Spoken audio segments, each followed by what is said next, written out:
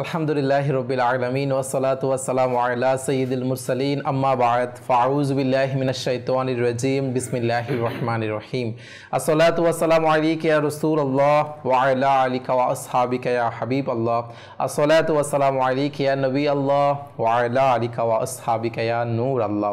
প্রিয় ইসলামী ভাইরা এবং মাদানী চ্যানেলের দর্শক শ্রোতা, উপস্থিত হয়েছি আরও একটিবার আল্লাহ তাআলার অশেষ রহমতে আপনাদের সামনে। এই অনুষ্ঠান এর পক্ষ থেকে আপনারা যে সকল দর্শকবৃন্দ যেখান থেকে আমাদেরকে দেখতে পাচ্ছেন, আপনাদেরকে জানাই আন্তরিক শুভেচ্ছা ও অভিনন্দন। প্রিয় দর্শক, আমরা বিভিন্ন গুরুত্বপূর্ণ বিষয় নিয়ে আলোচনা করে থাকি, বিভিন্ন ইলমি দিন শেখার সৌভাগ্য হয়ে থাকে এবং এর সাথে অ্যাড থাকে আপনাদের কল এবং SMS। তাই অনুষ্ঠানের শুরু থেকে শেষ পর্যন্ত আমাদের সঙ্গে থাকবেন, ইনশাআল্লাহ অনেক অজানা বিষয় জানার সৌভাগ্য হবে। প্রিয় দর্শক, অনুষ্ঠানের শুরুতে দরুদ শরীফ পাঠ করার সৌভাগ্য হয়েছে। এই দরুদ শরীফ পাঠ করার অসংখ্য ফজিলত ও বরকত রয়েছে। যিনি দাওয়াত ইসলামী প্রতিষ্ঠাতা শাইখে তরিকত আমির আহলে সুন্নাত মাওলানা মুহাম্মদ ইলিয়াস আত্তার কাদেরী দামাত বারাকাতুহুমুল আলিয়া, ইনিও আমাদেরকে দরুদ শরীফ পাঠ করার উৎসাহ প্রদান করতে গিয়ে ইনার বিভিন্ন লিখিত রিসালা কিতাবের মধ্যে তিনি প্রতিটা পৃষ্ঠায় দরুদ শরীফ পাঠ করার ফজিলত সম্পর্কিত অসংখ্য হাদিস শরীফ তিনি লিখে থাকেন। তার মধ্যে একটি দরুদ শরীফ পাঠ করার ফজিলত সম্পর্কিত হাদিস শরীফ এরকমই রয়েছে যে প্রিয় নবী রাসূল আরবি হুজুরপুর নূর সাল্লাল্লাহু তাআলা আলাইহি ওয়া আলিহি ওয়াসাল্লাম বলেন যে তোমরা আমার উপর অধিক হারে দরুদ শরীফ পাঠ করো, কেননা তোমাদের দরুদ শরীফ পাঠ করা তোমাদের গুনাহের জন্য মাগফিরাত স্বরূপ। সুবহানাল্লাহ, সুবহানাল্লাহ। প্রিয় দর্শক, আমরাও চাই যে আমাদের গুনাহগুলা মাফ হয়ে যাক, আমাদের গুনাহগুলা মাগফিরাত, যে একটা দোয়া করে আল্লাহ আমাকে মাগফিরাত করে দাও। তো আমার নবী সুসংবাদ দিচ্ছেন তোমরা আমার উপর দরুদ শরীফ পাঠ করো, আর এই দরুদ শরীফ পাঠ করাটা তোমাদের গুনাহের জন্য মাগফিরাত স্বরূপ। তো আল্লাহ তাআলা আমাদেরকে বেশি থেকে বেশি পরিমাণে দরুদে পাক পাঠ করার তৌফিক নসিব করুন, আমিন। আসুন মহব্বতের সাথে আরও একটি বার দরুদ শরীফ পাঠ করি। সল্লু আলাল হাবিব সাল্লাল্লাহু তাআলা আলা মুহাম্মদ সাল্লাল্লাহু তাআলা আলাইহি ওয়া আলিহি ওয়াসাল্লাম। প্রিয় দর্শক, আমরা আমাদের অনুষ্ঠানের মধ্যে একটি বিষয় নিয়ে আলোচনা করে থাকি। আজকের আলোচ্য বিষয় ইলম ও উলামা। জি হ্যাঁ, ইলম এবং ওলামা, তাদের ফজিলত কেমন, তাদের সাথে আজকে আমরা কতটুকু উপকার দুনিয়া লাভ করছি আর কিয়ামতে লাভ করব, এবং ইলম এবং ওলামা যারা, তাদের মর্যাদা কতটুকু আসলে, এবং ওলামা ইনাদের সৌভাগ্য কতটুকু, কাল কিয়ামতে তাদের কেমন সৌভাগ্য হবে এবং দুনিয়াতে তাদের কতটুকু সৌভাগ্য নসিব হয়ে থাকে, আরও বিভিন্ন দিক নিয়ে আজকে আমরা জানার জন্য আমন্ত্রণ জানিয়েছি আমাদের অনুষ্ঠানের মধ্যে। মোবালিকে দাওয়াত ইসলামী, আমার ডান পাশে রয়েছে আমার ফারুক হুজুর মাশাআল্লাহ, এবং আমার অপর পাশে রয়েছে আমাদের সেলিম হুজুর। হুজুর, আপনাদেরকে শুভেচ্ছা। ফারুক ভাই, আপনাকেও শুভেচ্ছা আমাদের অনুষ্ঠানের পক্ষ থেকে। আলহামদুলিল্লাহ, আপনারা হাজারো ব্যস্ততার মাঝে আমাদেরকে সময় দিয়েছেন। ডান পাশ থেকে শুরু করব। প্রথমে সুন্নত রয়েছে, ফারুক ভাইয়ের কাছে যাব প্রথমে। ফারুক ভাই, কেমন আছেন আপনি? আলহামদুলিল্লাহ, মাশাআল্লাহ, আলহামদুলিল্লাহ আলা কুল্লি হাল। ফারুক ভাই, আজকে বিষয় নিয়েছি ইলম ও উলামা। তো আসলেই ইলম, জ্ঞান, হ্যাঁ, ইলম আমরা জানি কোন ধরনের ইলম আসলেই বা উলামার সাথে রিলেটেড রয়েছে। হ্যাঁ, এবং উলামা বলতে আসলে সত্যিকার অর্থে কী বোঝাই, অনেক সাধারণ যারা আমরা জেনারেল রয়েছে হয়তো তারা হয়তো বা এই বিষয়টা আমরা শুনে আসছি, কিন্তু এটা সত্যিকার অর্থ হয়তো আমাদের জানা রয়েছে, এবং উলামার ফজিলত অনেকগুলো বিষয় রয়েছে। প্রথমে দর্শকের উদ্দেশ্যে আপনি কোন পয়েন্টটি তুলে ধরবেন? আলহামদুলিল্লাহি রাব্বিল আলামিন ওয়াসসালাতু ওয়াসসালামু আলা সাইয়্যিদিল মুরসালিন আম্মা বা'দ। জি, ইলম ও উলামা, জি, দুইটা পার্ট কিন্তু। আচ্ছা, ইলম যেটা আরবি শব্দ, যার অর্থ হচ্ছে জ্ঞান, আর যারা জ্ঞানী, যারা ইলমের মধ্যে পণ্ডিত বা ইলমের উপর যাদের দক্ষতা আছে তাদেরকে বলে ওলামা। আলিম বলা হয়, আলিমের বহুবচন হচ্ছে ওলামা। আচ্ছা, তো দেখুন, এটার তো অনেক ফজিলত রয়েছে। ইলম মানে জ্ঞান। আমরা জ্ঞানী বলতে তাদেরকে বোঝাবো প্রকৃত জ্ঞানী, যারা কোরআন হাদিসের উপর পারদর্শী রয়েছে, যাদের বর্তমান যুগে আমরা অনেক ধরনের জ্ঞান তথ্য প্রযুক্তির মাধ্যমে পেয়েছি। কিন্তু আজকে আমরা যে বিষয় নিয়ে আলোচনা করব সেটা হচ্ছে ইলমে দ্বীন। জি জি। আর ইলমে দ্বীনে যারা পারদর্শী তাদেরকে আলিমে দ্বীন বলা হয়। সুবহানাল্লাহ। সেখান থেকে উলামায়ে দ্বীন। আচ্ছা, তো ইলমে দ্বীনের তো অনেক ফজিলত রয়েছে।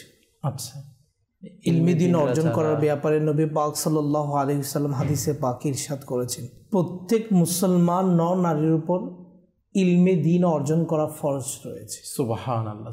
আর কোরআনে পাকের দিকে যদি আমরা তাকাই, যে আল্লাহ তাআলা কোরআনুল কারীমের মধ্যে ইরশাদ করেন, যার অর্থ হচ্ছে যে যারা জানে এবং যারা জানে না তারা কি সমান? আচ্ছা, অর্থাৎ যারা জানে এবং যারা জানে না তারা কখনো সমান হতে পারে না। মানে যারা ইলমে দ্বীনের জ্ঞানের অধিকারী আর যারা ইলমে দ্বীনের জ্ঞানের অধিকারী নয়। কোন একজন ব্যক্তি ইলমে দ্বীন অর্জন করেছে, নিজের সময় ব্যয় করেছে, কোরআন ও হাদিস স্টাডি করেছে, সেই ওই ব্যক্তির চেয়ে উত্তম যেই কোরআন হাদিস স্টাডি করে নাই, ইলমে দ্বীন অর্জন করে নাই, তার চেয়ে যেই স্টাডি করেছে, যেই জ্ঞান অর্জন করেছে সেই উত্তম। সুবহানাল্লাহ। তাহলে এই আয়াতে পাক যদি আমরা দেখি তাহলে যারা আলিমে দ্বীন তাদের একটা মর্যাদা রয়েছে। আচ্ছা, তাদের মর্যাদা কেন রয়েছে সেটার কারণ কি? সে কোরআন হাদিস স্টাডি করেছে, অধ্যয়ন করেছে, সুবহানাল্লাহ সুবহানাল্লাহ, যার মাধ্যমে সে আল্লাহ রসুলকে চিনেছে। আল্লাহ, কোরআন ও হাদিস যেই স্টাডি করে, যেই অধ্যয়ন করে, তার তো অনেক জ্ঞানের ভান্ডার রয়েছে। সুবহানাল্লাহ। দেখেন না যে আসে আমার রব তাআলা সৃষ্টিকর্তা যা আমাকে হুকুম দিয়েছে সেই কোরআনে পাক স্টাডি করে, সেই কোরআনে পাকের জ্ঞানগুলো সে রাখার চেষ্টা করছে, এবং বিভিন্ন হাদিস শরীফ বিভিন্ন আরো বিভিন্ন পয়েন্ট রয়েছে যেগুলো সবকিছু সেই ইলমে দ্বীনগুলা, অর্থাৎ সে এমন জ্ঞান অর্জন করছে যে জ্ঞান অর্জনের পিছনে আল্লাহ তার রাসূলের সন্তুষ্টি রয়েছে, এবং আল্লাহ তাআলা তার মর্যাদাটা দুনিয়ায়ও বাড়িয়ে দেন, আখিরাতেও বাড়িয়ে দেন, এবং কোরআনে পাকের মধ্যে এটা তাদেরকে আলাদা একটা উত্তম বলা হয়েছে। সুবহানাল্লাহ, মাশাআল্লাহ। ফারুক হুজুর থেকে আমাদের প্রথমত মাশাআল্লাহ প্রিয় দর্শক ইলম ও উলামা বিষয়টা কেন নিয়েছি এবং এটার অর্থটাও ক্লিয়ার হতে পারলাম আমরা। তো আমার আপনার মোবাইলে দাওয়াত আছে, আমার সেলিম হুজুরের কাছে যাব। হুজুর কেমন আছেন আপনি? আলহামদুলিল্লাহি রাব্বিল আলামিন আলা কুল্লি হাল। মাশাআল্লাহ, আপনি কেমন আছেন? আলহামদুলিল্লাহ। ইলম ও উলামা বিষয় নিয়েছে আজকে ফারুক হুজুর, তো মাশাআল্লাহ খুব সুন্দরভাবে তুলে ধরলেন প্রথম বিষয়টা। তো এই এছাড়া আরো কি বিষয় আপনি তুলে ধরবেন দর্শকের কাছে? মাশাআল্লাহ, প্রথমত আপনাকেও ধন্যবাদ জানাচ্ছি, সাথে সাথে আজকে এই মুহূর্তে বসে আজকের এই অনুষ্ঠান যারা দেখছেন সকলকে আন্তরিক মোবারকবাদ জানাচ্ছি। আজকে অনুষ্ঠানে যেটা আলোচ্য বিষয় হচ্ছে ইলম এবং উলামা। এটা দুটাই যদি আমরা একটু খেয়াল করি, ভালো করে যদি লক্ষ্য করি, একই জিনিস। জি জি জি, একে অপরের সাথে মানে সম্পৃক্ত। জি জি, মানে ইলম উলামা এই দুটার সমন্বয়ে একটা এমন একটা নিয়ামত সংগঠিত হয়, যেটার মাধ্যমে, যেটা আমার ফারুক ভাই শুরুতে আলোচনা করেছেন, দ্বীনে ইলম যদি আমরা অর্জন করি তাহলে ওই দ্বীনে ইলম আমাকে আল্লাহ তাআলা সম্পর্কে যেভাবে আমাদের জ্ঞান থাকা দরকার, এবং আল্লাহ তাআলার প্রকৃত যেটা পরিচয় ওটা পাওয়ার জন্য উত্তম মাধ্যম হচ্ছে ইলমে দ্বীন। ইলমে দ্বীন অবশ্যই। দ্বিতীয়ত হচ্ছে ওই ব্যক্তি আল্লাহ তাআলাকে প্রকৃতপক্ষে চিনতে পারে, বুঝতে পারে, জানতে পারে যার কাছে ইলমে দ্বীন আছে। সুবহানাল্লাহ। তাহলে দেখেন আল্লাহ তাআলাকে চেনার জন্য যে উত্তম মাধ্যম সেটা হচ্ছে ইলম এবং উলামা, অর্থাৎ আলিমে দ্বীন। দ্বিতীয়ত কথা হচ্ছে দেখেন আমাদের এই দুনিয়াটা হচ্ছে ক্ষণস্থায়ী, স্থায়ী না। অবশ্যই পরকালের মধ্যে সাকসেসফুল হওয়ার জন্য, কবর জগতে সাকসেসফুল হওয়ার জন্য, এক কথায় আল্লাহ তাআলার নৈকট্যশীল বান্দা হওয়ার জন্য, এবং রাসূল পাক সাল্লাল্লাহু আলাইহি ওয়া আলিহি ওয়াসাল্লাম এর সত্যিকার উম্মত হওয়ার জন্য যেটা মাধ্যম সেটা হচ্ছে কি ইলম এবং উলামা। যে আল্লাহ তাআলা তার পবিত্র কালামুল্লাহ শরীফের মধ্যে ইরশাদ করেছেন, বিসমিল্লাহির রহমানির রহিম, ইন্নামা ইয়াখশাল্লাহা মিন ইবাদিহিল উলামা। আল্লাহ, এই আয়াতে মুবারাকার যেটা মাফহুম অর্থ হচ্ছে, অর্থাৎ যে আলিমে দ্বীনরাই হচ্ছে প্রকৃতপক্ষে আল্লাহ তাআলাকে ভয় করে। সুবহানাল্লাহ। তা আলিমে দ্বীন কাকে বলে? যার কাছে শরীয়তের জ্ঞান আছে, যার কাছে কোরআন এবং হাদিসের জ্ঞান আছে, তাদেরকে আলিমে দ্বীন বলা হয়। এবং ইলমে দ্বীন বলা হয় আল্লাহ তাআলার পক্ষ থেকে রাসূল পাক সাল্লাল্লাহু আলাইহি ওয়া আলিহি ওয়াসাল্লাম এর মাধ্যমে যে বিধান, কোরআন, হাদিস, ইজমা, কিয়াস, জি জি, শরীয়তের দলিলের ক্ষেত্রে চারটা জিনিস, এটা হচ্ছে কোরআন, হাদিস, ইজমা, কিয়াস, এই চারটা বিষয়ের সমন্বয় হচ্ছে ইলমে দ্বীন। এই ইলমে দ্বীন সম্পর্কে যাদের জানা থাকবে তাহলে সে পরকাল সম্পর্কে এবং দুনিয়াতে সাকসেসফুল হওয়ার জন্য, দুনিয়ায় যে একটা পরীক্ষার কেন্দ্র, ওই পরীক্ষার কেন্দ্রের মধ্যে প্রস্তুতি গ্রহণ করার জন্য যেটা উত্তম মাধ্যম সেটা হচ্ছে ইলমে দ্বীন এবং উলামা। ইনশাআল্লাহ আমরা ধারাবাহিকভাবে যে আলিমে দ্বীনের কি ফজিলত সেটা বলেছেন না, জি, যে আলিমে দ্বীনে যে কি ফজিলত রয়েছে, এবং আমরা যদি সাকসেসফুল হতে যাই আসলে না আপনার করতে হলে জানতে হবে। আমরা অবশ্যই, আমি যদি কোনো কিছু করতে চাই, আমি যদি কোনো কিছু সাকসেসফুল হতে চাই, তাহলে অবশ্যই আমাদেরকে জানতে হবে। ঠিক সেরকম আল্লাহ তাআলা আমাদেরকে দুনিয়াতে পাঠিয়ে দিয়েছেন, আমি কিভাবে সেই দুনিয়া এবং আখিরাতটাকে কামিয়াব করবো। তো আমি শুধু জ্ঞান, তো দুইটা জ্ঞান রয়েছে, একটা হচ্ছে দুনিয়াবি জ্ঞান, একটা হচ্ছে দ্বীনি জ্ঞান, ইসলামের জ্ঞান। আমি একজন মুসলমান, আমি দ্বীন ইসলামের জ্ঞান। তো আমি যখনই জানি যে আমার দুনিয়া এবং আখিরাত একটা বিষয় রয়েছে, আমাদের কামিয়াব হতে হবে, ওই কামিয়াবটা হওয়ার জন্য, আখিরাতটাকে কামিয়াব করার জন্য কিভাবে কামিয়াব করবো তার একটা জ্ঞান আমার অর্জন করতে হবে। আর এই জ্ঞান যারা অর্জন করে, এবং এটার জ্ঞান অর্জন করা ফজিলত সম্পর্কে আপনার ফারুক ভাই মাশাআল্লাহ বলেছেন, এবং বিশেষভাবে যারা অর্জন করে এটাকে তাদেরকে আমরা আলিমে দ্বীনও বলে থাকি এই বিষয়ে আর কি। তো সাথে সাথে যেমন আজকে আমরা গুনাহের কাজ করছি, কাউসার ভাই যেটা বাস্তব সত্য, আমার ফারুক ভাই একমত হবে, আজকে এই দুনিয়ার মধ্যে আমরা বেশিরভাগ ক্ষেত্রে যারা গুনাহের কাজ করছি, বিশেষ ক্ষেত্রে যদি আমরা খেয়াল করি, লক্ষ্য করা যায়, যাদের কাছে ইলমে দ্বীন নাই, শরীয়তের জ্ঞান নাই, তারাই কিন্তু আমরা বেশিরভাগ ক্ষেত্রে গুনাহের কাজে। হ্যাঁ, এটা তার মানে এটা নয় যে শয়তানের দোকায় আমরা পড়ি না, হয়তো শয়তানের দোকায় পড়ে আমরা কি করে ফেলি, কিন্তু যারা আলিমে দ্বীন, ইলমে দ্বীন, ইসলাম সম্পর্কে জানে, তাহলে সে জানে যে এই কাজটা করলে গুনাহের কাজ। আচ্ছা, কারণ কোরআনে পাকের মধ্যে, হাদিসে পাকের মধ্যে এই কাজ সম্পর্কে খারাপ বলেছেন, সেই শয়তানের দোকায় পড়ে গুনাহের মধ্যে লিপ্ত হয়ে গিয়েছে, হয়তো ওই কাজটা করে ফেলেছে, কিন্তু তার ভিতর ইলমে দ্বীন থাকার কারণে, ওই যে ইলমে দ্বীন থাকার কারণে যে আল্লাহ তাআলার ভয় সম্পর্কে তার ভিতর অবগত আছে, তার অন্তরের মধ্যে আছে, যার কারণে আল্লাহ তাআলা বলেছেন যাদের ভিতরে ইলমে দ্বীন আছে, আলেমে দ্বীন, তারাই হচ্ছে প্রকৃতপক্ষে আল্লাহ তাআলাকে ভয় করে, এবং তাদেরও কিন্তু মর্যাদা আল্লাহ অটোমেটিক একটা বৃদ্ধি হয়ে যায়। যেমন ইলমে দ্বীন যখন তার অন্তরে স্থাপন করে না, যখন কোরআন এবং হাদিসের ইলমগুলো সেই তার অন্তরে স্থাপন করে সেলিম ভাই, তখন তার মর্যাদাও আলাদা একটা বৃদ্ধি হয়ে যায়। মানুষের কাছে বলেন, আল্লাহ তার রাসূলের কাছে বলেন, প্রত্যেকটা ক্ষেত্রে ইলমে দ্বীনের ফজিলতটা কতটুকু আমরা সরাসরি এটা দেখতে পাই। মাশাআল্লাহ। যে আয়াতে পাক সেলিম ভাই বলেছেন যে মানে আমার বান্দাদের মধ্য থেকে আমাকে বেশি ভয় করা হচ্ছে যারা আলিমে দ্বীন। আল্লাহ আল্লাহ, কারণ তাদের তো মানে আযাবের ব্যাপারে তারা অবগত আছে, এবং যে আল্লাহর হুকুম আহকামের ব্যাপারেও তাদের অবগত আছে। আচ্ছা, যখন সেই পরকালের শাস্তির ব্যাপারে, আল্লাহর অসন্তুষ্টিমূলক কাজের ব্যাপারে যখন সে জানবে, আমল করবে, তাহলে সে আল্লাহকে ভয় করতে শিখবে এবং ভয় করা শুরু করবে। কারণ এই যে সম্মানিত হচ্ছে, আলিমে দ্বীন সম্মানিত হচ্ছে, সেটার পেছনে একটা কারণ যে ইলমে দ্বীন তো আছে, আরেকটা কারণ হচ্ছে তার মধ্যে তাকওয়া আছে। সুবহানাল্লাহ, সুবহানাল্লাহ। আর তাকওয়া হচ্ছে যে সম্মানের একটা মানদণ্ড। সে তাকওয়াবান বিদায় সেই আল্লাহ তাআলার দরবার সম্মানিত, সেই দুনিয়ার মানুষের কাছেও সম্মানিত হয়ে থাকে। এবং আসলে যে তাকওয়াবান না, সে কিন্তু আসলে সম্মানিত হওয়া বিষয়টা কিন্তু সে চায় না, কিন্তু আল্লাহ তাআলা সেই সম্মানটা তাকে দিয়ে দেয়। যে আমি সাধারণত যে বলে যে আমাকে সম্মান করো, আমাকে সম্মান করো, যারা হাকিকতে আলিমে দ্বীন, যারা সত্যি করতে তাকওয়াবান, তারা সম্মানটা মানুষের কাছে চাইবে না, বরঞ্চ তারা তো চাইবে সবসময় বিনয়িতা, তারা সবসময় নিজেকে ছোট মনে করবে, কিন্তু আল্লাহ তাআলা তাদের এই তাকওয়াবানের কারণে মানুষকে তাদের সম্মানটাকে বাড়িয়ে দেয়। ইজ্জত দেওয়ার মালিক তো আল্লাহ তাআলা। কোনো একজন ব্যক্তির মানে কোনো একজন আলিমে দ্বীনের সম্মানকে যদি প্রত্যেক মানুষের অন্তরে যদি আল্লাহ তাআলা দিয়ে দেন, তাহলে ওই ব্যক্তি লাঞ্ছিত হওয়ার তো কোনো সম্ভাবনা নেই, ওই ব্যক্তি দুনিয়ার মানুষের কাছে কি হয়ে যাবে, সম্মানিত হয়ে যায়। কিন্তু আমরা প্র্যাকটিক্যালি দেখতে পাই অনেক সমাজের মধ্যে অনেক বড় বড় কোটিপতি, অনেক বড় সম্মানের ব্যক্তি, মানে সম্পদশালী রয়েছে, কিন্তু আসলে যখন কোনো মসজিদের ইমামের সামনে উপস্থিত হয়, যখন কোনো একজন আলিমে দ্বীনের সামনে উপস্থিত হয়, তখন বড় বড় সম্পদশালী তারা সবাই কি বিনয়ী হয়ে ওই আলিমে দ্বীনকে সম্মান করে। আমরা দেখতে পাই এই বিষয়গুলো। এক তো আলিমে দ্বীনের সম্মান, আরেকটা হচ্ছে দুনিয়াবি লোকের সম্মান। আচ্ছা, এর মধ্যে পার্থক্য আছে। আমরা যদি দেখি আলিমে দ্বীনের সম্মান দুনিয়াতেও আছে, কবরেও আছে, আখিরাতেও আছে। সুবহানাল্লাহ। আর দুনিয়াবি যাদের সম্মান আমরা দেখছি সম্পদশালী, তাদের সম্মান কতটুকু, তাদের মানে চোখের সামনে যতক্ষণ রয়েছে ততক্ষণ সম্মান, পিছনে গিয়েছে অমুক সম্পদশালী, সে এটা তাকে সম্মান করেছে তার টাকার কারণে, করেছে, এটা অন্তর থেকে না।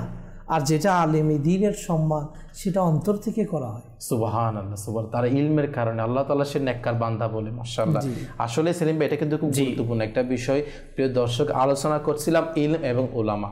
তো আসলে আমরা উলামাদের কতটুকু সম্মান করি, এবং আমরা সম্মান কি করবো, আর যে জায়গার মধ্যে আল্লাহ তাআলা যখন নেককার বান্দাদেরকে, আল্লাহ তাআলা যখন কোনো আলিমে দ্বীনের সম্মানকে বাড়িয়ে দেয়, কোনো সাধারণ কয়েকজন ব্যক্তি না, বরঞ্চ পুরা কুল কায়নাতের জগৎরা তারা ওই আলিমে দ্বীনকে, ইলম অর্জনকারী ব্যক্তিকে আল্লাহ তাআলা তার সম্মানকে বাড়িয়ে দেন। আল্লাহ তাআলা আমাদেরকে ইলমের অধিকারী হওয়ার তৌফিক দান করুন। আরও ডিটেলস কিছু পয়েন্ট নিয়ে আলোচনা করুন, কিছু কল নিবার পর আমরা আবার আলোচনার দিকে ফিরে আসবো ইনশাআল্লাহ। জি, আমাদের কল শুনিয়ে দিন। মোহাম্মদ সিয়াম, আমার বাড়ি বরিশাল। আমি আজকের অনুষ্ঠান দেখছি, আমার কাছে অনেক ভালো লাগছে। এই অনুষ্ঠান থেকে অনেক কিছু শিখতে পারছি। আমার জন্য দোয়া করুন। মাশাআল্লাহ, আল্লাহ তাআলা আপনাকে কবুল করুক। আপনি মাদানী চ্যানেল দেখছেন, এভাবে নিজেও দেখুন, আপনার পরিবারের সদস্যদেরকেও দাওয়াত দিয়ে বসিয়ে দিন মাদানী চ্যানেলের সামনেই। অনেক ইলমে দিন শেখার সৌভাগ্য হবে। জি, পরবর্তী কল। চট্টগ্রাম থেকে বলতেছি। মাশাআল্লাহ, মাদিনী চ্যানেলের অনুষ্ঠানগুলো থেকে আমরা অনেক কিছু শিখতে পারি, বুঝতে পারি, জানতে পারি। আল্লাহ তাআলা সবাইকে বরকত দান করুক, রহমত করুক সকলের প্রতি। আচ্ছা, মাশাআল্লাহ, অবশ্যই আমিন, দোয়া করি আল্লাহ তাআলা যেন আপনার দোয়া কবুল করেন। জি প্রিয় দর্শক, ইলম এবং উলামা, সেলিম ভাই আপনিও বলছিলেন মাশাআল্লাহ উলামার ফজিলত সম্পর্কিত এবং ইলমের ফজিলত সম্পর্কিত বলছিলেন, আর কি বিষয় তুলে ধরবেন দর্শকের? মাশাআল্লাহ, এখানে বিশেষ করে বর্তমান যদি আমরা একটু খেয়াল করি, অনেক সময় দেখা যায় আমরা আলিম দ্বীনদেরকে যেভাবে সম্মান করা দরকার, রেসপেক্ট করা দরকার, শরীয়তের যেটা বিধান, হয়তো আমরা এই সম্পর্কে জ্ঞান না থাকার কারণে, দেখেন এটাও কিন্তু জ্ঞানের অভাবের কারণে হয়ে থাকে। আজকে আমরা আলিম দ্বীনদেরকে যথাযথভাবে সম্মান করছি না। কারা? যারা সাধারণ মানুষ রয়েছে, যারা বা আমরা দুনিয়াবি চিন্তাধারা করি বা যারা দুনিয়াবি জ্ঞান অর্জন করি।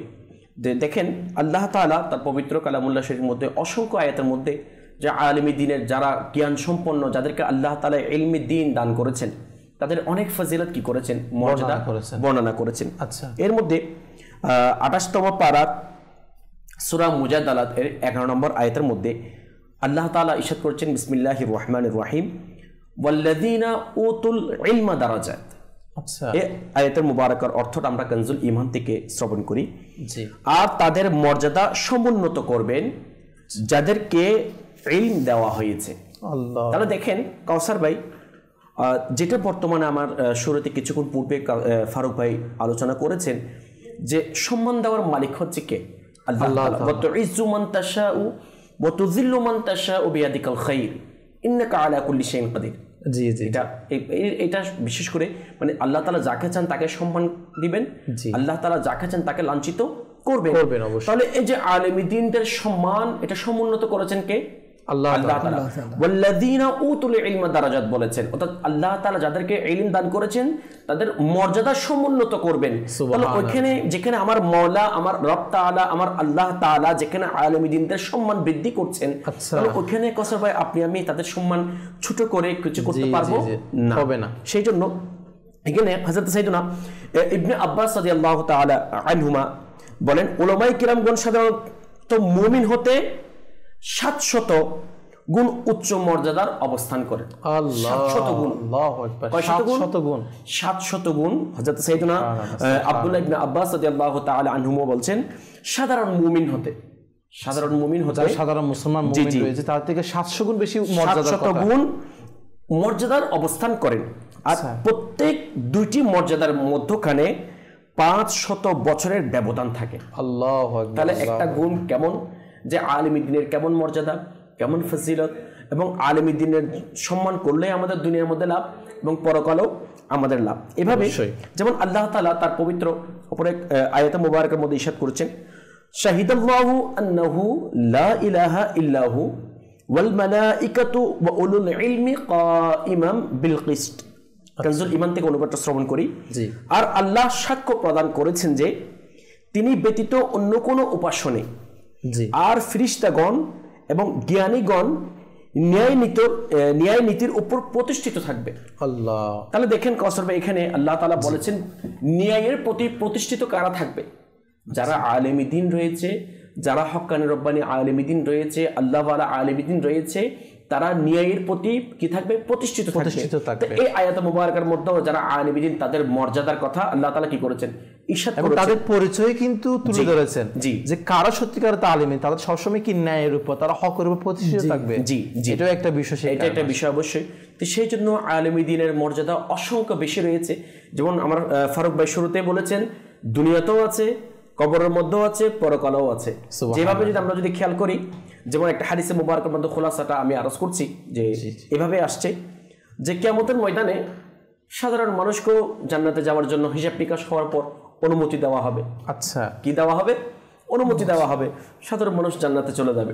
জি, তখন যারা আলেমে দিন থাকবে ওই কিয়ামতের ময়দানে, দেখেন কওসার ভাই, কিয়ামতের ময়দানের সম্পর্কে আমরা সবাই মোটামুটি জানি, সেটা সাধারণ মুসলমান বলেন বা আলেমে দিন বলেন, সবাই মোটামুটি আমরা জানি যে ওই কিয়ামতের মুসিবত, কঠিন ভয়াবহতা কেমন হবে। আর ওই মুহূর্তে যে আলেমে দিনদেরকে বলা হবে, আপনার যাকে পছন্দ, যাকে ভালো লাগে তাকে সুপারিশ করে আপনার সাথে জান্নাতে নিয়ে যাবে। মানে জান্নাতে সে শুধু দেখা যাবে না, আল্লাহ। তাহলে দ্বারা আমরা এখান থেকে একটা মাদানী ফল এটাই, প্রথমত আমরা কোরআন পাকের আয়াতে মুবারাকার মাধ্যমে বোঝার সৌভাগ্য অর্জন করেছি যে আলেমে দ্বীনদের মর্যাদা বৃদ্ধি করেছেন কে? আল্লাহ তাআলা। বিভিন্ন আয়াতে মুবারাকার মাধ্যমে আমরা জানার সৌভাগ্য অর্জন করেছি। এবং আমার ফারুক ভাই বলেছেন, কুল হাল ইয়াস্তাবিল্লাযীনা ইয়ালামুনা ওয়াল্লাযীনা লা ইয়ালামুন। এটা কি যে যারা জানে, যারা এবং জানে না, তারা কি একই সমান নয়? একই সমান নয়। তাদেরকে একই সমানে আমরা কি করতে পারবো না, অর্থাৎ একই পাল্লায় কি করতে মাপতে পারবো না। তো যেখানে আল্লাহ তাআলা আলেমে দ্বীনদের এত মর্যাদা বৃদ্ধি করেছেন, এবং যারা আমরা দুনিয়ার মধ্যে আলেমে দ্বীনদেরকে সম্মান করব, রেসপেক্ট করব অন্তর থেকে। আবার অনেক সময় দেখা যায় বর্তমান সময়ে প্রেক্ষাপট অনুযায়ী আমরা মনে করি শুধুমাত্র আলেমে দ্বীনদেরকে 10,000 টাকা দিয়ে দিলাম, 5,000 টাকা দিয়ে দিলাম, 15,000 টাকা দিয়ে দিলাম, 20,000 টাকা দিয়ে দিলাম, এটাই আমরা সম্মান মনে করি না। প্রকৃতপক্ষে যে আলেমে দ্বীনদেরকে সম্মানের ক্ষেত্রে আমরা টাকা অবশ্যই দিব, কিন্তু টাকা দেওয়াই এটা সম্মান করা, এটা প্রকৃতপক্ষে সম্মান নয়।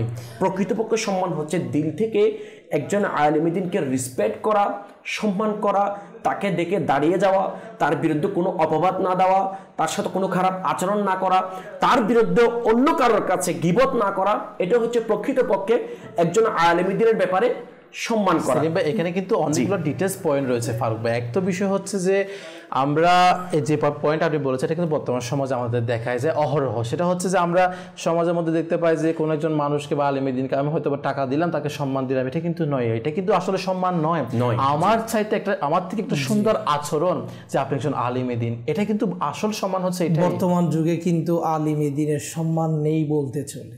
আচ্ছা, কারণ আজকে এই বর্তমান খুব কম, কিছু মানুষ ছাড়া আলহামদুলিল্লাহ অনেকে আবার মাশাআল্লাহ করে সম্মান। যারা জানে যে আলেমে দ্বীনের কেমন সম্মান তারা তো করে, কিন্তু অধিকাংশ লোক যেভাবে আমাদের পূর্ববর্তী বুজুর্গানের দিনগণ বা পূর্ববর্তী লোকেরা যেভাবে একজন আলেমে দ্বীনকে সম্মান করত, কিন্তু এই বর্তমান যুগে তেমন সম্মান করেন, তাদেরকে যে মানে তাদেরকে হেয়পূর্ণ করে, বলে যে তারা তো কিছু মানে দুনিয়াবি জ্ঞান নেই। সে মনে করে যে আমার কাছে দুনিয়াবি জ্ঞান আছে, মানে আমি অনেক এটা কিন্তু অহরহ বিষয়। এটা কিন্তু ফারুক ভাই আপনার যে বিষয়টা আপনি বলছেন না, এটা কিন্তু আপনি যদি বলেন যে অধিকাংশ লোক, এটা বলতে 190% লোক আমরা এটা মনে করি যারা আলেমে দ্বীন, তারাই হয়তো বুঝতে পারে, যারা আলেমে দ্বীনরা বা যারা এইরকম লাইনে নাই, সাধারণ লাইনের মধ্যে, তারা সবাই মনে করে যে না, আলেমে দ্বীন আছে বিদায় তো এই দ্বীন আছে অবশ্যই। কারণ যখন আলেমে দ্বীন উঠে যাবে তখন এই দুনিয়ার মধ্যে ফিতনা ফাসাদের গড় হবে। আমরা যদি একটা হাদিসে পাকের দিকে তাকাই যে আলেমে দ্বীন যদি চলে যায় দুনিয়া থেকে, এটা কত যে একটা ক্ষতি, মানে দুনিয়াবাসী একটা যে ক্ষতির সম্মুখীন হবে, সেই ব্যাপারে বলছে। হাদিসে পাকের মধ্যে রয়েছে, নবী পাক সাল্লাল্লাহু আলাইহি ওয়াসাল্লাম ইরশাদ করেন, ইন্নাল্লাহ লা ইয়াকবিদুল ইলমা ইনতিজাম, যে আল্লাহ তাআলা ইলমকে উঠিয়ে নেবেন না, ছিনিয়ে নেবেন না। ইলমে দ্বীন থাকবে তো যারা আলিমে দ্বীন, যারা স্টাডি করে তাদের কাছে, তো ওই ইলম আল্লাহ কি করে নেবেন না, উঠিয়ে নেবেন না। ইয়ানতাজিউহু মিন ইবাদ, বরঞ্চ তাও উঠিয়ে নেবেন বান্দার মাধ্যমে, বান্দা অর্থাৎ আলিমে দ্বীনের মাধ্যমে। তো বলা হচ্ছে ওয়ালাকিন ইয়াকবিদুল ইলমা বিকবদিল উলামা, নিশ্চয়ই এই ইলমকে উঠিয়ে নেওয়া হবে আলিমে দ্বীন উঠানোর মাধ্যমে। অর্থাৎ যখন দেখুন যদি দুনিয়াতে আলিমে দ্বীন উঠে যায়, একজন হক্কানি রব্বানি আলিমে দ্বীন উঠে যায়, তাহলে তার মাধ্যমে ওই ইলমে দ্বীন উঠে যাচ্ছে না? কিভাবে দেখুন, একজন আলিমে দ্বীন তিনি সমাজের মধ্যে, রাষ্ট্রের মধ্যে কোরআন ও হাদিসের ব্যাপারে দিক নির্দেশনা অবশ্যই এবং তিনি মানুষকে বৃত্তিও প্রদর্শন করবে এবং সুসংবাদও দিবে। অবশ্যই। যে ভীতি কিভাবে প্রদর্শন করে একজন আলিম দিন হক্কানি রব্বানি যদি কোনো খারাপ কাজ দেখে সে অবশ্য বাধা প্রদান করবে একজন আলিমে দিন, এবং মানুষকে যে তিনি যে ইলমে দিন অর্জন করছে তা প্রচার করবে। প্রসারের মাধ্যমে কি হবে? কোরআন হাদিসের ব্যাপক প্রচার হবে, কোরআন হাদিসের চর্চা বাড়বে। যখন একজন আলিমে দিন, দেখুন না, তিনি ইলমে দিন অর্জন করেছে অনেক কষ্ট করে, এখন একজন হক্কানি রব্বানি আলিমে দিন কিন্তু ওই ইলম মানুষকে দেওয়ার জন্য প্রচেষ্টা করছে। তো আলিম ওঠার মাধ্যমে ইলম উঠে যাবে, তখন কি অবস্থা হবে? তখন হবে ইযা লাম ইউবকি আলিমান, যখন আলিম অবশিষ্ট থাকবে না। একটা সমাজের দিকে আপনি দেখুন, আচ্ছা, একজন সমাজে যেখানে কয়েকটা ফ্যামিলি থাকে, সেখানে কয়েকটা করে আলিমে দিন আছে। আচ্ছা, ওই আলিমে দিন থাকার কারণে ওই সমাজ সুন্দরভাবে চলছে। সমাজে যদি কুসংস্কার যদি উদ্ভব হয় সেটাকে নিভিয়ে দিচ্ছে, মানুষকে দ্বীনের পথে আহ্বান করছে, এবং ওই এলাকার পরিবেশটাই একটা অন্যরকম থাকে, অন্যরকম। অবশ্যই তিনি দিক নির্দেশনা দিচ্ছেন, বা তিনি মসজিদে ইমামতি করছেন, মসজিদে খুতবা দিচ্ছেন, যার কারণে মানুষ সংশোধন হচ্ছে। আমরা যদি পজিটিভ মাইন্ডে দেখি না, আসলে দর্শকরা হয়তো আমার সাথে একমত হবেন, যখন যেই পরিবার, যে সমাজের মধ্যে, যে এলাকার মধ্যে যদি আমি যাই, ওই এলাকায় যদি ওই পরিবারের মধ্যে একটা আলিমে দিন থাকে, হয়তো বা ঢুকার সাথে সাথে হয়তো কোরআনের পাকের আয়াতের আওয়াজ শুনবো, অথবা হয়তো বা না শরীফের আওয়াজ শোনা যাবে। আবার যেই পরিবারের মধ্যে কোনো আলিমী দিন নেই, বা আমাদের আলিমী দিন না থাকা মানে আমরা ইসলামিক মাইন্ড থেকে দূরে থাকা, তাহলে হয়তো বা দেখা যায় আমরা সেই পরিবারের ঘরের দরজায় পা রাখার সাথে সাথে নাউজুবিল্লাহ বিভিন্ন গানের আওয়াজ শোনা যায়। তো আমরা কিন্তু পার্থক্যটা বুঝতে পারি যে একজন আলিমে দিন কোন পরিবারের সমাজে থাকার কি বরকত। যে বলতে চাচ্ছিলাম, যখন ওই সমাজের মধ্যে ওই আলিমে দিনদের ইন্তিকাল হয়ে গেছে, আল্লাহ, মানে হাদিসের পরিভাষা বলছি, তো যখন আলিমে দিন থাকবে না, আচ্ছা, আলিমে দিন যখন চলে যাবেন, তখন অজ্ঞ মানুষদেরকে ইমাম বানাবে। আল্লাহ আল্লাহ। তো অজ্ঞ মানুষদেরকে যখন ইমাম বানাবে, ওই অজ্ঞ লোকদেরকে মানুষ প্রশ্ন করবে, সে ইলম ছাড়া ফতোয়া দিয়ে দিবে, ইলম ছাড়া বলে দিবে, সে নিজেও পথভ্রষ্ট হবে, অপরকেও পথভ্রষ্টর মধ্যে ফেলে দিবে। এবং এই পয়েন্টটা কিন্তু অলরেডি কিন্তু আমাদের বর্তমান সমাজের মধ্যে আমরা অনেকেই অহরহ এই বিষয়টা হচ্ছে। কিরকম ভাবে? আমার মধ্যে ইলমে দিন নাই, আমি একজন আলিমে দিন থেকে বিভিন্ন শরীয়তের যে জ্ঞানগুলো আমার থাকার দরকার আমার থেকে নেই, কিন্তু কোনো মানুষ এসে আমাকে প্রশ্ন করেছে, হুজুর এটার মাসালা কিরকম, এটা কিরকম হবে, এখন আমার জানা না থাকার পরেও নিজের যে গর্ব, এটা আমি একটা কিছু এটাকে ধরে রাখার জন্য, এটা ধরে রাখার জন্য সে বলে দেয়, কিন্তু সেই ব্যক্তি সত্যিকার অর্থে এই পয়েন্টে, এই বিষয়ে, এই মাসালার সঠিক জ্ঞান তার থেকে নেই, কিন্তু এরপর আমরা বলে বেড়াই, তো ভুল মান পথভ্রষ্ট হচ্ছে। তো দেখুন একজন আলিমে দিন যে কত গুরুত্বপূর্ণ। আচ্ছা, যে ফ্যামিলিকে, পরিবারকে, জি, সমাজকে, তারপর রাষ্ট্রকে সংশোধন করবে, আল্লাহ, মানুষকে দিক নির্দেশনা দিবে। জি জি জি। তো ইলমে দিন যখন তার মধ্যে থাকবে, তার মধ্যে তাকওয়া থাকবে, আল্লাহর ভয় থাকবে, সে মানুষকে দ্বীনের পথে আহ্বান করবে। এবং ফারুক আপনি যে পয়েন্টটা বলছেন, আসলে কোনো সমাজের মধ্যে, কোনো পরিবেশের মধ্যে সেলিম বা আপনাদেরও কিন্তু আমি এই বিষয়ে পরামর্শ নিব এবং দর্শকদের কিছু মাদানি ফুল নিব, যে একজন আলিমে দিন থাকার কারণে যখন যে এলাকার মধ্যে, যে সমাজের মধ্যে এরকম পরিবর্তন দেখা যাচ্ছে না, যে একটা পরিবারের মধ্যে, পুরো পরিবারের, আপনি কিন্তু কিছুক্ষণ আগে বলেছেন একটা কথা, যে যখন আমরা কোনো আলিমে দিনকে সম্মান করব, আলিমে দিন যখন আমার কোনো পরিবারের সদস্য হবে, আলিমে দিন যখন আমার একটা সমাজের সদস্য হবে, তা আমার মর্তবাটা কেমন, ফজিলতটা কি? আপনি যেরকম বলেছেন জান্নাতীদেরকে বলা হয় তোমরা জান্নাতে যাও, কিন্তু যখন আলিমে দিন জান্নাতে যাবে, যে আমার সাথে এই ব্যক্তিটা সুন্দর আচরণ করেছিল, অবশ্যই আমার রিলেটিভ। কাউসার ভাই, এখানে প্রসঙ্গটা আবার তুলি। হয়তো আমরা দুনিয়ার মধ্যে কেউ যদি আমাদেরকে এহসান করে, হয়তো নিমুখারামি করি, এহসানের ভুলে যাই, তার সাথে খারাপ আচরণ করি, কিন্তু কিয়ামতের ময়দানে কেউ কাউকে ভুলবে না। আল্লাহ আল্লাহ। যেমন আপনি যদি দুনিয়ার মধ্যে কোনো আলিম দ্বীনদেরকে একটু পরিমাণ সম্মান করলেন, বা ওজোর পানি ঢেলে দিয়ে, এইভাবে রেওয়ায়েতের মধ্যে আসছে, মানে ব্যাখ্যার মধ্যে আসছে, মানে যেভাবে হোক, মানে অন্তর থেকে আল্লাহ তাআলাকে সন্তুষ্টি করার জন্য কোনো হক্কানি রাব্বানি আলিম দ্বীনদেরকে সম্মান করলেন, তাহলে ওই আলিম দ্বীন কাল কিয়ামতের ময়দানে আপনাকে আমাকে ভুলবে না। আচ্ছা, এখানে আরেকটা পয়েন্ট, এখানে হক্কানি রাব্বানি আলিমদের উদ্দেশ্য হচ্ছে উলামায়ে আহলে সুন্নাত। উলামায়ে আহলে সুন্নাত বলতে যাদের আকীদা শুদ্ধ এবং যে আলেম দ্বীনের অন্তরের মধ্যে রাসূল পাক সাল্লাল্লাহু আলাইহি ওয়াসাল্লামের মহব্বত আছে, যে আলেম দ্বীনের অন্তরের মধ্যে আল্লাহ তাআলার নেক বান্দাগণ সমস্ত সাহাবায়ে কেরাম আলাইহিম রিদওয়ান এবং সমস্ত তাবিঈন তাবিঈন খুলাফায়ে রাশিদিন এবং কিয়ামত পর্যন্ত যত আল্লাহর ওলি আসবে সমস্ত আল্লাহর ওলিদের রেসপেক্ট সম্মান অন্তরের মধ্যে আছে, তারা হচ্ছে প্রকৃত উলামায়ে আহলে সুন্নাত এবং তারাই হচ্ছে আলেম দ্বীন। এটা হচ্ছে শরীয়তের পরিভাষায়। জি জি, শয়তানের কি ছিল?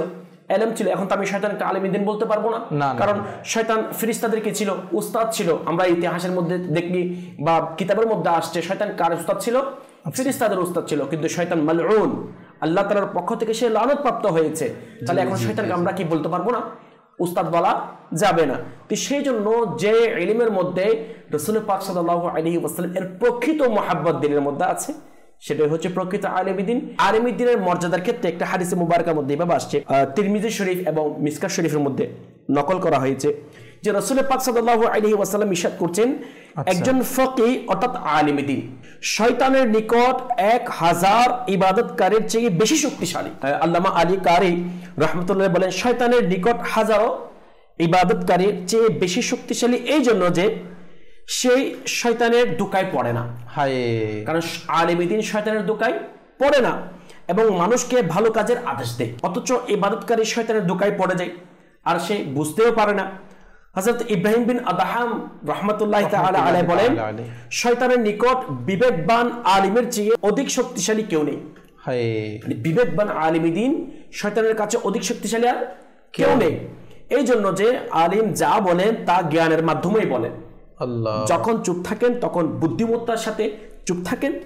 শেষ পর্যন্ত শয়তান চিৎকার করে বলে ওঠে, দেখো তো আমার নিকট তার কথাবার্তা তার চুপ থাকার চেয়ে বেশি আক্রমণাত্মক হয়ে থাকে।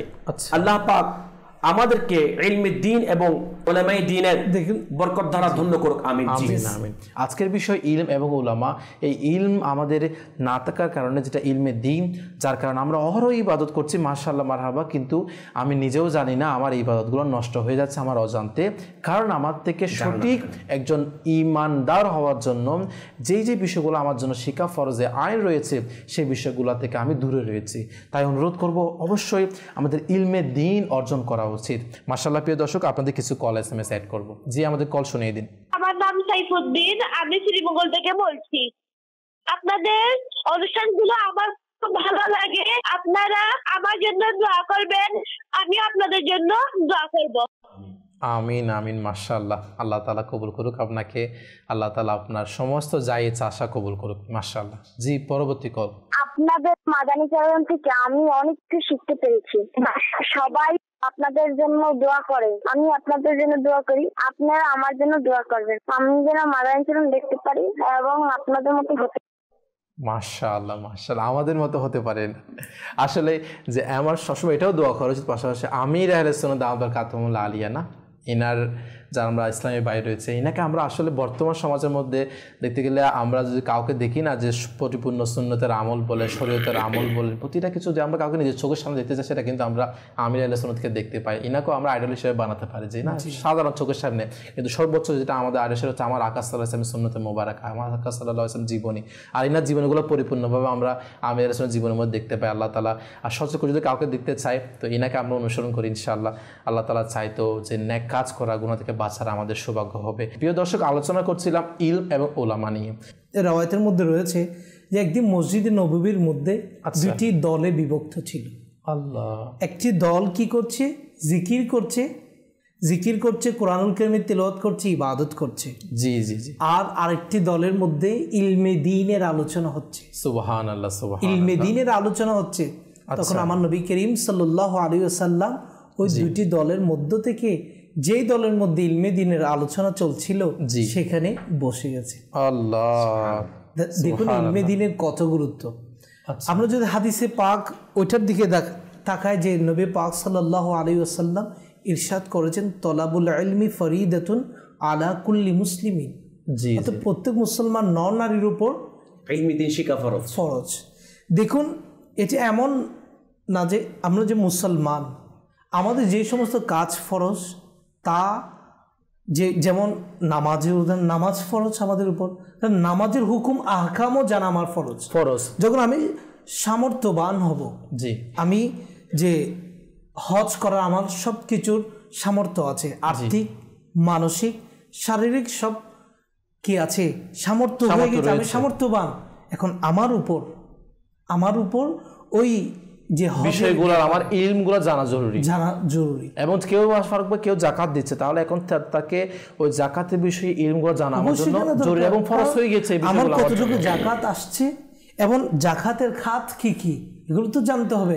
কারণ আমি জাকাত বের করেছি, কিন্তু জাকাত কোথায় দিব, জাকাতের উপযুক্ত কে সেটা জানি না।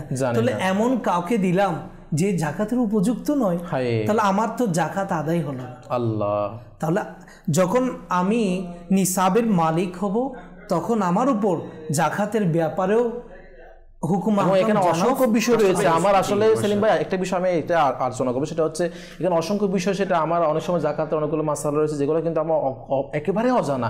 আমার নিজের রক্ত সম্পর্ক মানুষ, তাকে আমি জাকাত দিচ্ছি, বিভিন্ন ক্ষেত্রে বিভিন্ন মাসালা রয়েছে, কিন্তু আমাদের না জানার কারণে এটা আমাদের অনেকগুলো গুনাহের কাজ হয়ে ফেলে। ফকিহ হওয়া, মুহাদ্দিস হওয়া, এটা সবার উপর আবশ্যক না। আল্লাহ, আপনার সমাজের মধ্যে একজন ফকি থাকুক, বা আপনার পাড়াপতি ফকি হোক, বা যারা ফকি বলতে যারা ফতোয়া দান করেন, আবার মুহাদ্দিস, মুফতি, মুফাসসির, এগুলো সবাই হবে এমন না।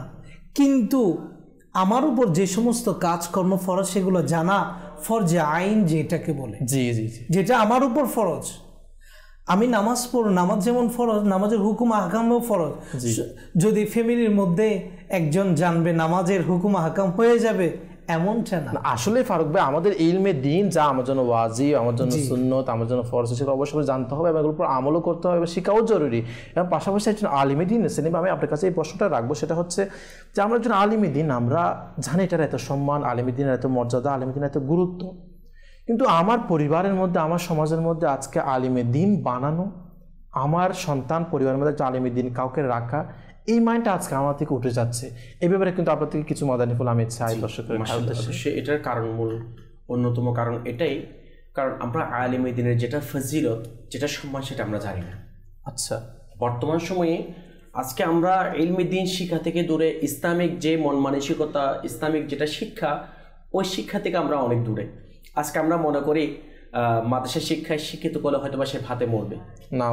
আজকে আমাদের মন মানসিকতা এখানে। কসর ভাই আমরা মেহর সুন্নাত কুফরিয়া কালিমাত কে বারে মে সওয়াল জবাব একটি কিতাব লিখেছেন। এটা অত্যন্ত গুরুত্বপূর্ণ কিতাব।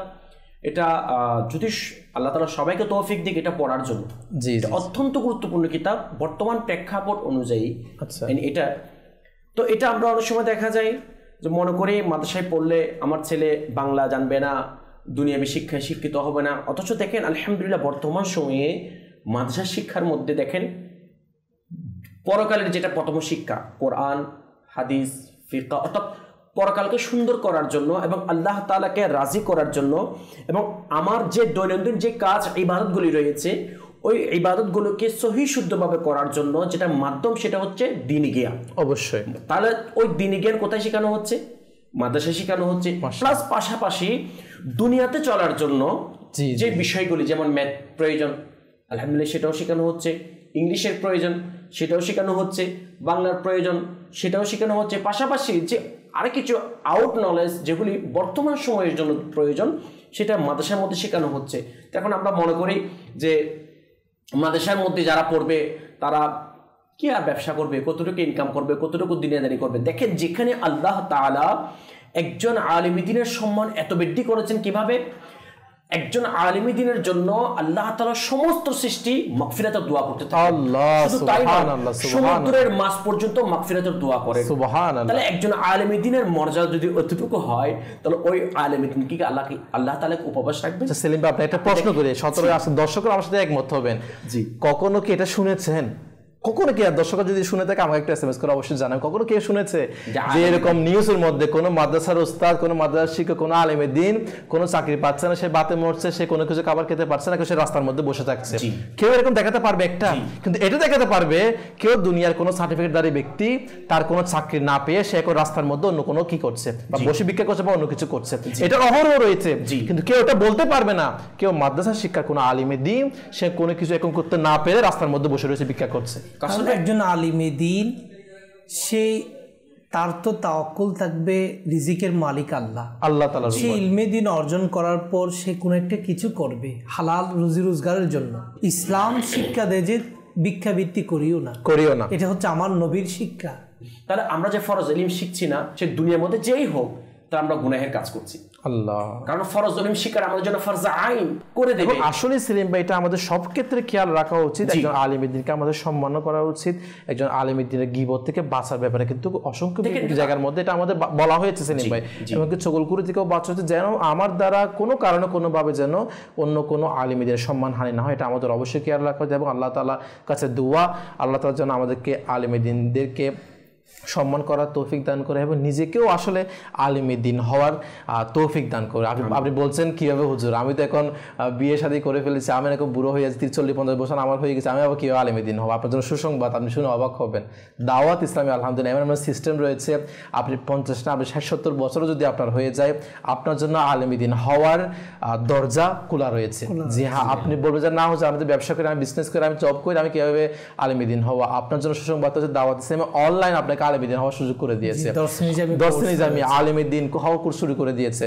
আপনি যদি বলেন রাতের 1টা বাজে 12টা বাজে আমি ক্লাস করব, বা আপনার জন্য সেরকম সিস্টেম আলহামদুলিল্লাহ বিভিন্ন ক্ষেত্রে রয়েছে। শেষ পর্যায়ে আমরা প্রায় 3-4 মিনিট সময় রয়েছে।